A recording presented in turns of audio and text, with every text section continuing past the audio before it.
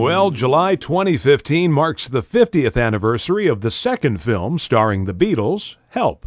Unlike its predecessor, the black and white jukebox genre busting A Hard Day's Night, Help was filmed in color and saw the Fab Four globetrotting to various exotic locales in an effort to save Ringo from a demented religious cult. The film is also unlike A Hard Day's Night in that it doesn't quite have the first film's glowing reputation. Beatles author, expert, and podcaster Robert Rodriguez joins us once again on the Vintage Rock and Pop Shop to discuss the film and its accompanying soundtrack album. You know, Robert, like I mentioned, Help doesn't have anything near the cachet of A Hard Day's Night, among film buffs anyway. But I have to admit, the more I watch it, which is at least once a year, the better it seems to get. I do think that it benefits from diminished expectations, because it's always been sort of, after 1965, sort of in the shadow of A Hard Day's Night, which was just so epic, right, as far as, it so rewrote the rules of what a rock and roll movie could be, and did it so beautifully. I mean, it has been said, the Citizen Kane of jukebox musicals. Yep. It's just phenomenal. And it's also a tough act to follow. And, they made themselves distinct by, filming it in color and not on any level wanting to repeat the template, making it, not, instead of taking place, pretty much stage bound, they took it all over the world and, brought in outsiders to, support the plot and all that. So I think that it couldn't help but be diminished in that way, especially when you had the Beatles themselves, or at least Lennon kind of bad-mouthing it, saying, well, we felt like guest stars in our own film, Right.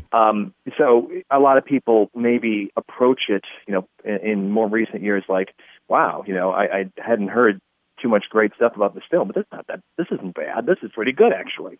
I've been a person that, for as long as I've been a Beatle fan, and my first access was like, the afternoon showings on TV would be chopped up with commercials and things removed and stuff. Right. But, it was still seeing Beatles, which was cool. I always liked it okay. Yeah, I appreciated Hard Day's Night, but like you, it's like with every viewing, it has gotten better and better. And now I just enjoy the hell out of it. It's just, it's so cool to see the Beatles, being Beatles and at the top of their game, even without knowing the whole thing about, they played Shea that year and wrote Yesterday and just were having breakthrough after breakthrough. They're just so comfortable in their own skin at that point, and they don't have the self-consciousness that maybe other acts would have, that weren't really actors that were making films. And it just got a freshness and an energy, just like the records produced by George Martin you can listen to 40 years later and they still pop. That's how I feel about Help. Yeah, and there's a freshness and energy to Richard Lester's music sequences in Help. I mean, they're just exquisite and a step up from A Hard Day's Night. And it's funny because you look at Lester's career, what he started out doing. The film that he made, it's Trad Dad. Yes. I'm sure you've probably seen. Yeah. Turner runs that from time to time.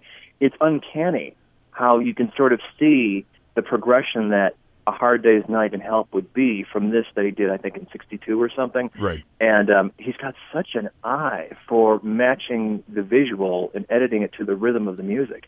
It's just phenomenal. It's like, he really did not only, he's said that, people have accused him of being the godfather of MTV or something like that. Right.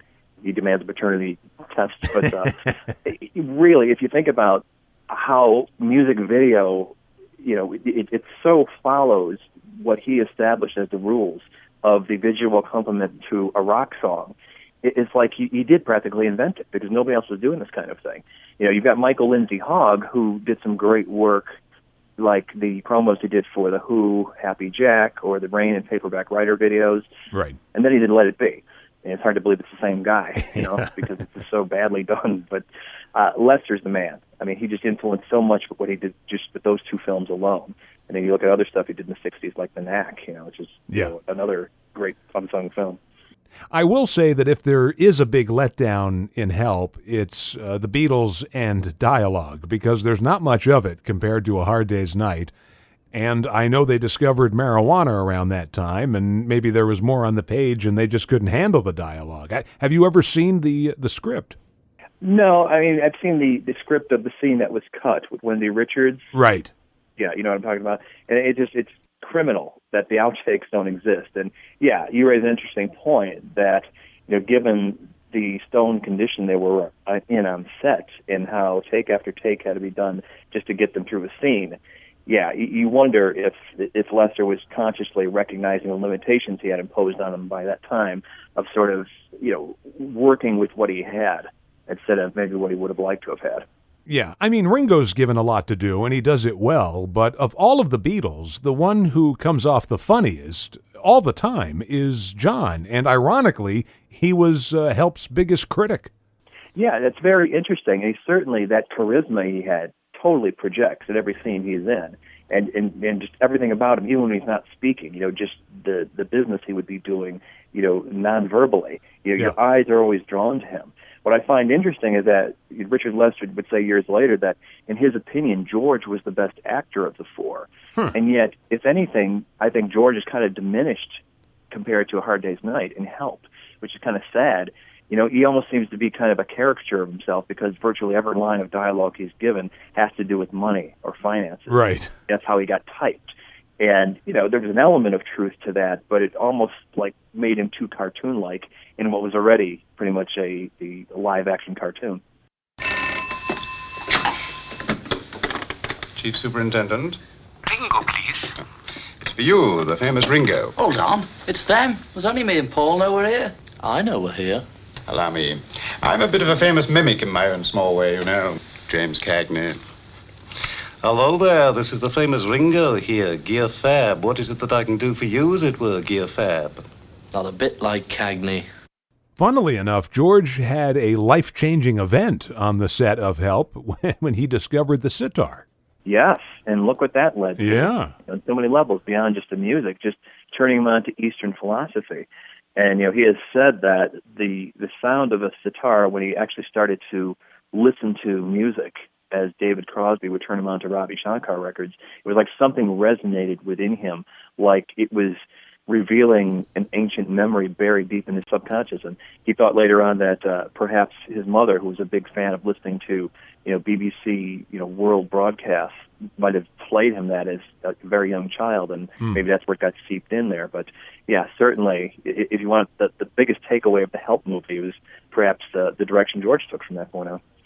What's interesting also is Bert Schneider and Bob Rafelson, who produced the Monkees, always talk about how A Hard Day's Night was an inspiration for the Monkees TV series, and that's obviously true. But if there's a bigger influence, at least in my opinion, on the Monkees, it has to be Help, which almost looks like a 90-minute Monkees episode. Absolutely. That is absolutely true.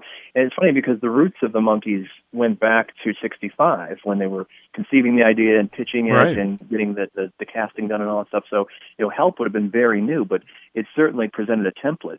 There's a sort of, in Help, this self-consciousness, maybe an homage to Hollywood history, where they've got the titles flashing across the screen periodically throughout the movie. And just like that little stop, that sequence, end part 1, part 2, things like that. I love dropped that, in. yeah. Yeah, it's like it's pure blueprinting of the Monkees. And I don't know how many people picked up on that at the time, or if they were just being dismissive as, the Monkees as these Beatle clones or something. But, they were very savvy people that put together the Monkees, and they drew the best visual and musical elements out of the Beatles films, and particularly Help, to put together that series. Let's move on a little bit to the album Help. Of course, there are two configurations that we have to talk about here. I should say up front that I'm a defender. I'm an apologist for the Capitol version, which I quite like, actually. I sort of enjoy having some of the score on there. I think we may have talked about this before, that for me, listening to it, it's like, okay, here's the score. I'll just sit through this and wait because the next Beatles song is coming. It almost made it exciting in some weird way. Yeah, right. It's like listening to a radio, knowing, you're maybe one or two songs away from hearing what you're anticipating hearing. Right. But I have to wonder, how many people, of the millions of kids that bought that album in 1965, were in some way turned on to world music by getting that exposure on the Beatle records, that they might not have gotten otherwise. Yeah, for many young people, probably for nearly all of them, Another Hard Day's Night, that track would have been their first exposure to sitar. Absolutely, and it gets ingrained in your consciousness as long as you're one of the people skipping over that, and it just makes you more receptive to other things. Ken Thorne, you mentioned the Monkees, was the guy that scored Head. Right. And he passed away, I think, last year or the year before. But, he does a great job in giving that film exactly what it needed, which was that sort of pseudo James Bond underpinning, with the music. And it's really nice to have a piece of that. People could complain about, the capital approach of trying to milk the UK albums by, parsing them out, in half measures so they can glut the LP with, soundtrack music that few 13-year-olds were interested in. But I'd much rather have the stuff than not have it. Absolutely. And for me, whenever I think of the song Help, I kind of do think of that James Bond opening at the very beginning. Sure.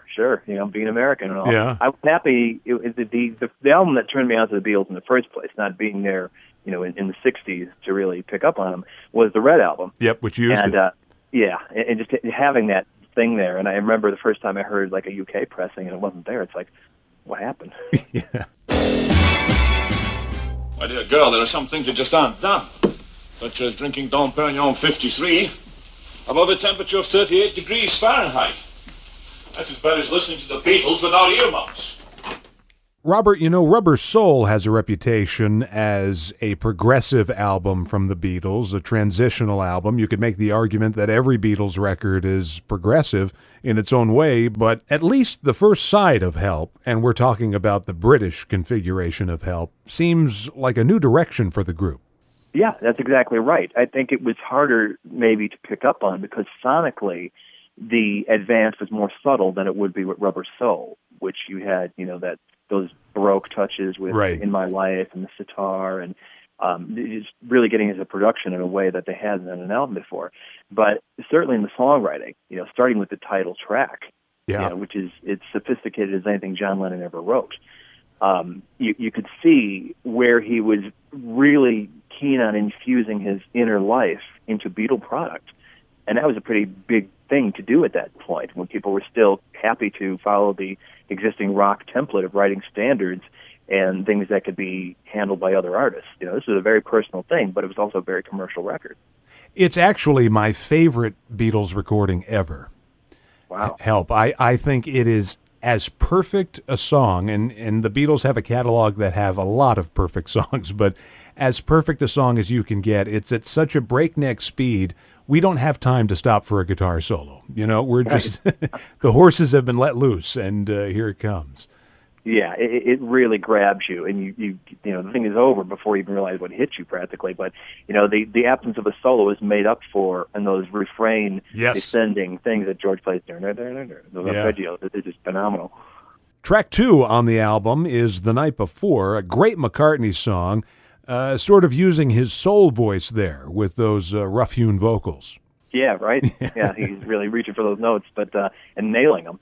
It's interesting. I don't know the specific story behind the song The Night Before, but generally around this time when McCartney was writing songs about being disappointed in a female, usually those songs were directed at his then-girlfriend Jane Asher.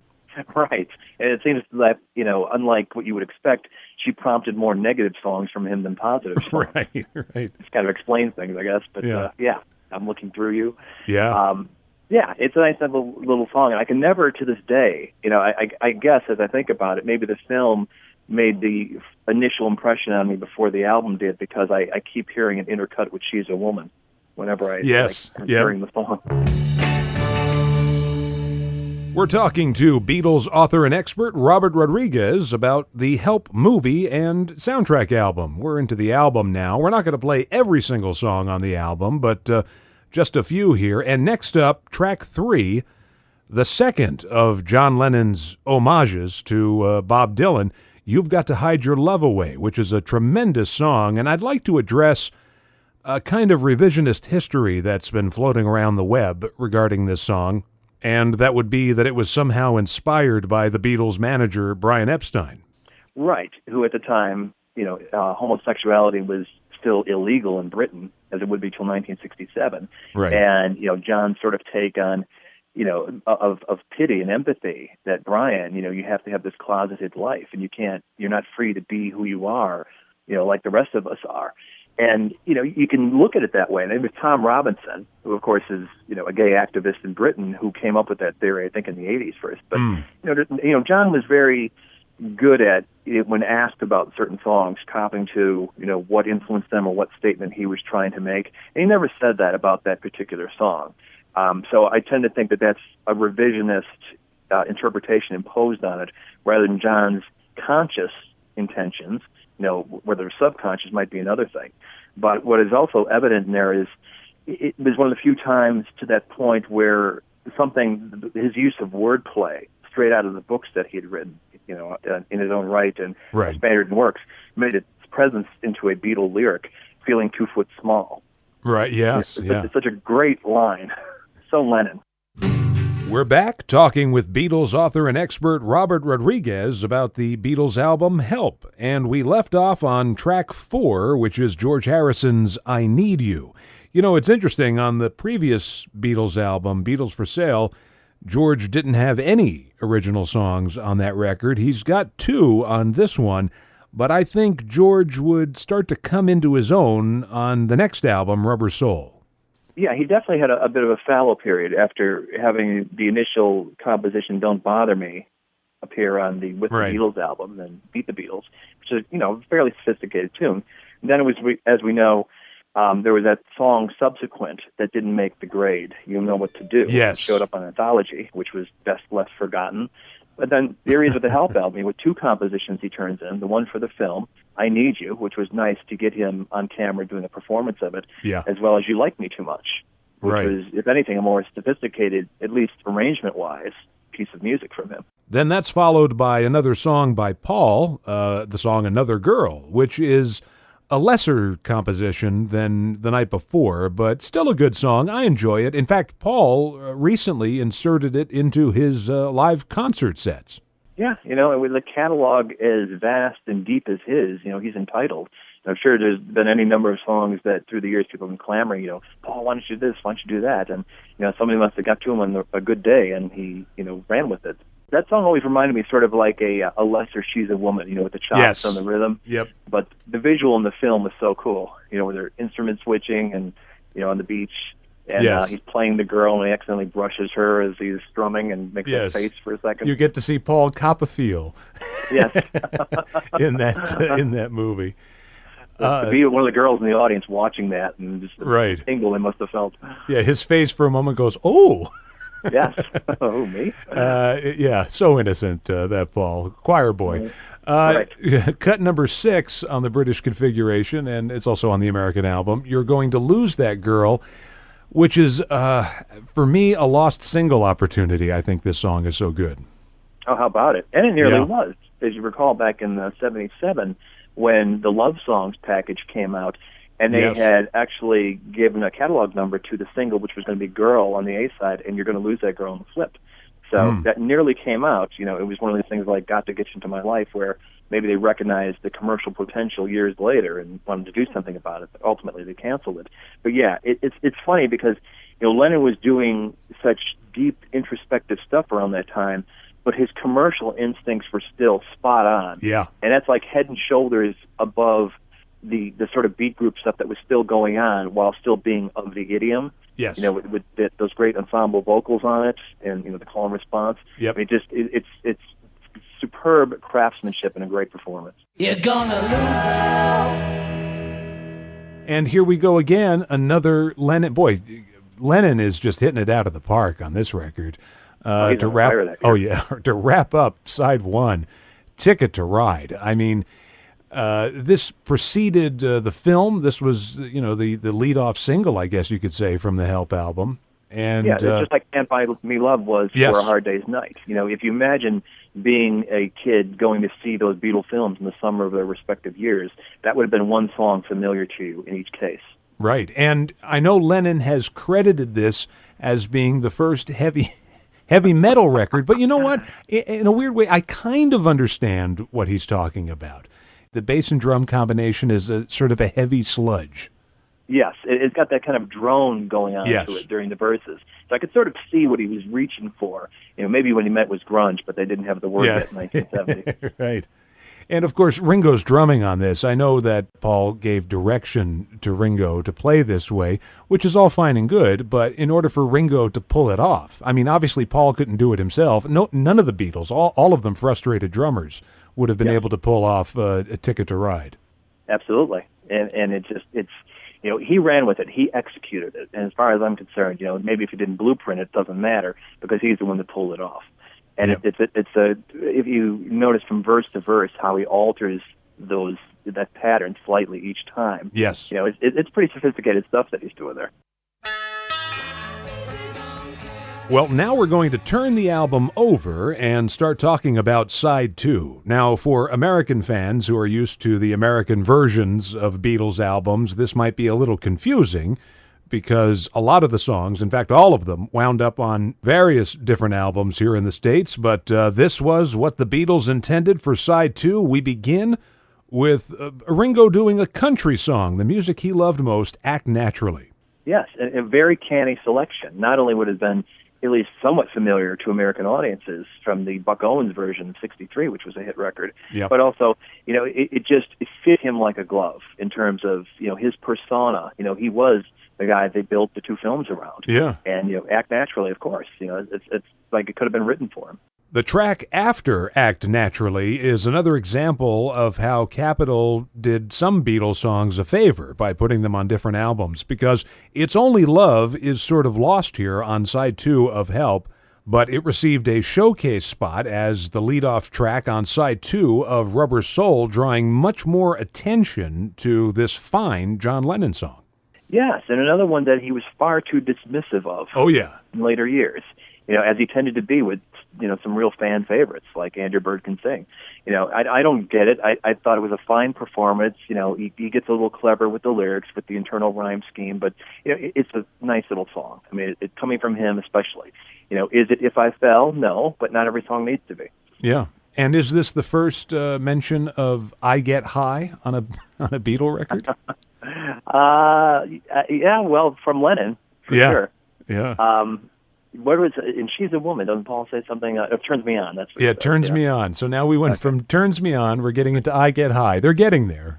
They're getting there. Slowly but surely. The next cut on the album is a George Harrison song called You Like Me Too Much, which we mentioned before. Well, this one has a very interesting beginning that sounds like a throwback to an earlier age, maybe vaudeville or old blues or something, and a lot of electric piano on this record and featured prominently on this cut. Yeah, it's interesting. To me, it sounds very American. It was almost like a '50s, like a Fats Domino record or something. It's like the surfacing of their roots, and God knows they listen to everything. Even lots of pre-rock and roll stuff like Fats Waller and such. So yeah, it definitely has some throwback sound to it that you don't normally associate with the freshness of what was going on in 1965. Continuing on with Robert Rodriguez here as we race through the songs on the second side of the Help album. The next one here, Tell Me What You See. I like this song. I know it's considered a bit of a throwaway, but, a throwaway for the Beatles would be like somebody else's A material. Yeah. And that's one that I think, like millions of other people, my exposure was through Beatles 6. Yes. And in that, collation of songs from Beatles for Sale and the Help album, it fits beautifully, that stream of sequencing that Capitol put together.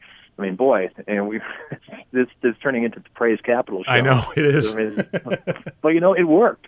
And I always thought, I have the respect for the artistic intent that the British albums represent, and I would never say that they're inferior to the American ones. Right. But I would say in the case of Side 2, maybe there's a lack of cohesion that there wasn't present in the U.S. releases, where they had more, songs from other sources to work with and singles as well.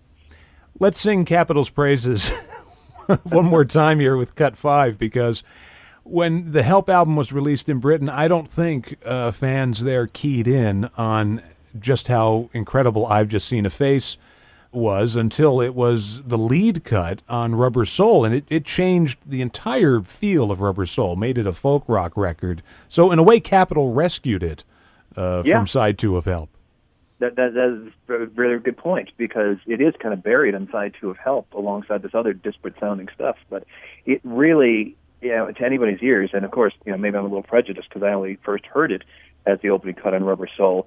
It screams of opening cut. Yeah, of course. You don't want to hear it like after something else, and it just like it sets you on this journey. So it was very, very canny move by somebody. Well, the Capitol Love Fest continues because the next cut on the album is Yesterday, which was totally unlike anything the Beatles had recorded up to that point.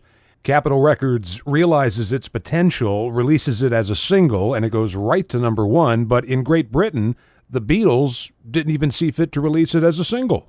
No, and it's, when you know the backstory, which was they didn't quite know what to do with it. They recognized it had some quality, but was it a Beatle record? They'd been sitting on that tune forever, and they finally, allowed George Martin to arrange it the way he heard it, which was just acoustic guitar and string quartet. And they would not let it come out as a single in Britain, and where Capitol had control in America, they had no such qualms. And they put out that double-sided single with the two most popular Beatles on it. Yes. Paul on one side and Ringo would Act Naturally on the other side. And, it went to number one. So, people knew its qualities, but I don't know how ready they were to, move the Beatle paradigm beyond the beat group stuff and accept it as Beatle music. But once the success of the single in America showed that people were willing to accept different sounds from the Beatles, I think that really gave them the green light to get a little more experimental from that point on, particularly with Rubber Soul.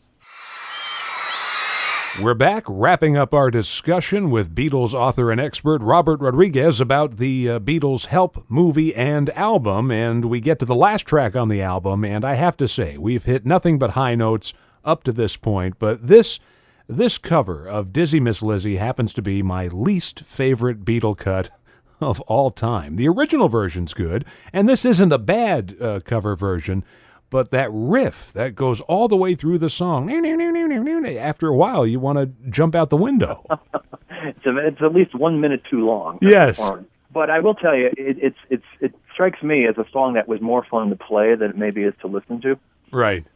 Yeah, you really rock out on that thing. And, John clearly loved it enough to play in Toronto in '69. And I guess it serves as, in a way like Twist and Shout ends Please Please Me, we have to end with a big Lennon screaming vocal. Yes. It seems to me, and I don't know if you'll agree with this or not, side one of Help has this cohesion. I don't know, I can't say off the top of my head if the songs for side one were specifically written for the film Help, and then the songs on side two were just stuff they had to come up with on the fly. Do you know? Yeah, I've never heard that explanation. My sense is that they knew the A material they were coming up with would be the stuff they submitted for the film, and maybe there was a bit of sting to having had I'll Cry Instead rejected for A Hard Day's Night. Right. And they were like, well, we better, bring our top stuff to the table. I've never heard of anything that was like crafted for Help that was rejected and then relegated to the second side of the album. So I suspect that everything they submitted was accepted, and they maybe dug a little deeper. But you're right, it does seem like all the A stuff is on the side one of the UK Help. Not to say that the stuff on side two is bad or diminished necessarily, no. but it doesn't have that flow. It's like Exactly. they didn't know what to do with it, so they just shoved it all together. Right. Side one of Help, just every song just leads right into another. It's a perfect album side. You really can't get a better album side than that. And, side two, it's you're starting, you're stopping, you're over here, you're over there. It seems a little disoriented. And they were coming off sort of a down period for them with Beatles for Sale. Yeah, which was, the culmination of the busiest year of their career in terms of, all these, the world touring and cranking out the singles and conquering America, making a film. They were spent, and so they loaded that album with more covers than they ever would on anything else again. They start digging a little deeper the next year, writing these tunes that are obvious advance from what they've done in '64. But still maybe, the exhaustion might be still there. The fact that they're all full-blown stoners at this time might have had something to do with their industry. And it's interesting that the songs would have been recorded by then, but when John and George were given the LSD at the end of March of '65, what that would mean for the next time they entered a studio in terms of, their own creative process and what they would be thinking about. John would say later that he thought Rubber Soul was the pot album and Revolver was the acid album. but they'd already had acid by the time they crafted Rubber Soul. But still, I think if you compare them side by side, there's no question. At least in his own compositions in Revolver, he's definitely speaking to the LSD experience far more, directly than he would anything before or since. Right. The pot smoking is evident in the film itself, not necessarily on the soundtrack album. Right. Although, if you hear it, that means a lot. Oh, my Lord.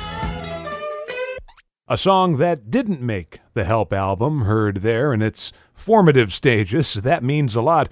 Our guest today has been Beatles authored expert and podcaster Robert Rodriguez. Robert, I always enjoy having you on the show, and hopefully you'll be back very soon. In fact, we've got that Ron Howard Beatles Live documentary to talk about. That is true, and I love being here, and it's fun. We dipped our toe into the monkeys' waters this time. We did. We It'd did. be fun to revisit that at some point as well. Oh, absolutely. I want to give you a chance, as I always do, to talk a little bit about something about the Beatles, your podcast, especially your most recent episode, because it almost came to blows. No, I'm kidding. It didn't go that far, but a very interesting and popular episode. Tell us a little bit about the show and where people can find it. Well, okay, to answer the second question first, it's Something About the Beatles. You can find that on somethingaboutthebeatles.com, and we're on iTunes as well, and we have a Facebook page, so, it's all kinds of access to it. But it's a show that Richard Buskin, who is an English journalist, and I do, he grew up more in the era that the Beatles were actually happening and was a fan as the Beatles were happening in real time. Right. And I have the American perspective, from the 70s point of origin. But, yeah, that show in particular, we wanted to focus on 1971 and sort of the dialogue between the Ram and Imagine albums between John and Paul. And it's interesting because we never walk into these taping sessions with necessarily, okay, I'm going to say this and then you're going to say this. They're not scripted by any means. And things did get kind of heated at one point. Not that we were going to, have a fist fight break out, but, we have strongly held opinions. And it's not like we have favorite Beatles per se, but it's about, the way we interpret the way things played out and what was meant and what was said. We each have our own spin on it, and they're informed opinions, and people can listen and decide, what they agree with or what they don't. But, that's the fun about these shows, is that we never know what's going to come out of our mouth until it actually happens. Well, I'll be selling Team Robert and Team Richard T-shirts to all your various listeners after that. You can hold our coats when we fight. Exactly. Or have a Barney, as they would say on A Hard Day's Night. There you go. Robert, thanks so much, and I look forward to having you on the show in the very near future. Take care. Thanks so much. Love it.